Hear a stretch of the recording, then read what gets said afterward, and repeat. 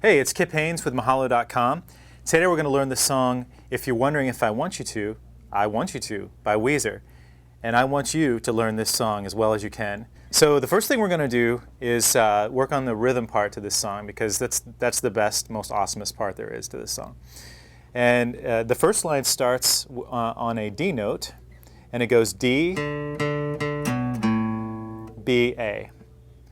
And the second phrase goes B, A, and F sharp. Okay? And so I'm going to play the rhythm that they play very slowly so that you can kind of hear it for yourself. And that's one good thing about videos is that you can actually see and hear the rhythms, because if you look up the tablature of the song, they just show you the three notes and that's it, and you've got to work out the rhythm for yourself. But I have worked it out for you. So here's how it goes.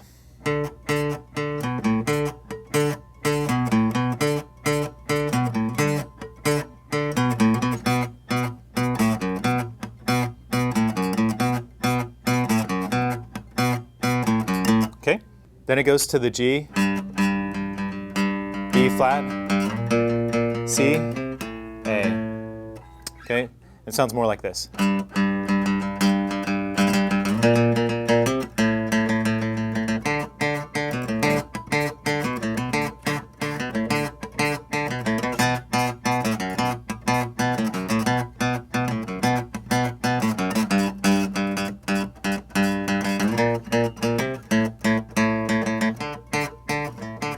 Okay, so a couple of tricks to getting this rhythm nailed down that I found is that as you speed it up, you have a difficult time going from the A string down to the E string. So here's where you need to watch your pick action, okay? And what I have found makes this a little easier is if you do downstrokes on the first few hits, okay, and the next one, do a downstroke on the A string, or an upstroke, it doesn't really matter, but then come back on the E string with an upstroke. So it's like this. Instead of trying to play everything with downstrokes, which a lot of newer players try to do, like this. That's okay when you're playing it slow, but when you get rolling pretty fast, I highly recommend the upstroke on the E string. And another trick that I kind of figured out when I was learning this song is that when you get down to that A, so it goes dun, the next eighth note is right back up to the D. So you might have a tendency to go like something like that, but you're going to keep right on with the rhythm if you be sure to hop from that A right back to the D. And here's the rhythm again.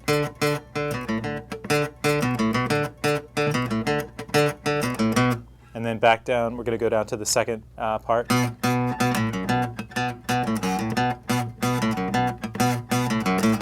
G.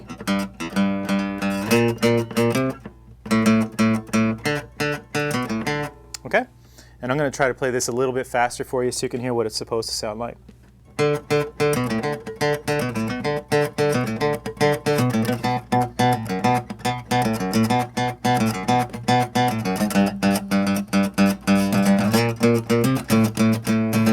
Okay, now the next part is just like a muted kind of strumming pattern. So it sounds something like this.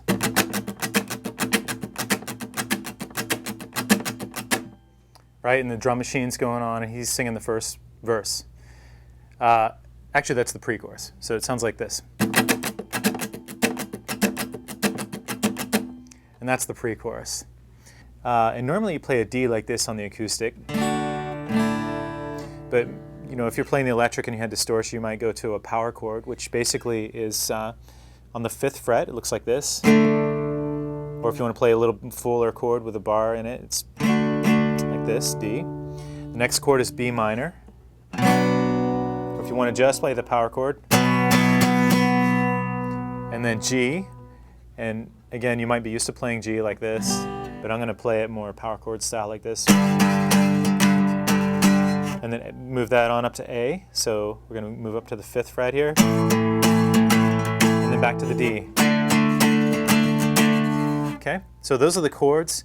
And the first and second chord, the D and B minor, they each get 2 bars each. So that's 8 counts per each chord. And then the G and the A only get 2 bars. I'm sorry, the G and the A only get 1 bar each, and then the D gets 2 bars at the end. So this is what it's going to sound like when you put it all together. Here's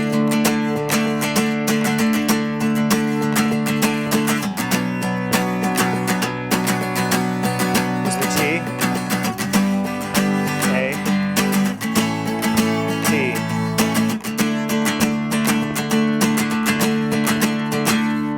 Okay, pretty simple. And the bridge is a very easy part. This is kind of when the song breaks down to a cappella, mostly vocal part, and the guitar is kind of in the background. It's acoustic, and it really follows the tonal changes that the voices are making. So the chords there are G, and I'm just going to play them kind of the traditional acoustic style way. A, B flat, and I'm just going to skip the third, okay, because it sounds weird because there's a modulation happening. So I'm just playing B flat power chord on the first fret, and then moving up to B minor, then back to G. Actually, it's better to play the G as a barred chord like this. This is the 3rd fret right here, because you're going to go to a G minor next, and then A, and then A7. Okay, so G, A, B flat, no third, B minor, G, G minor, A, A7. And here's what it sounds like when we put it all together. G, A, B flat, B minor, G, G minor, A, A7. Okay, so those are all the parts of the whole song. And it's not too difficult. The rhythm at the beginning is probably the most difficult.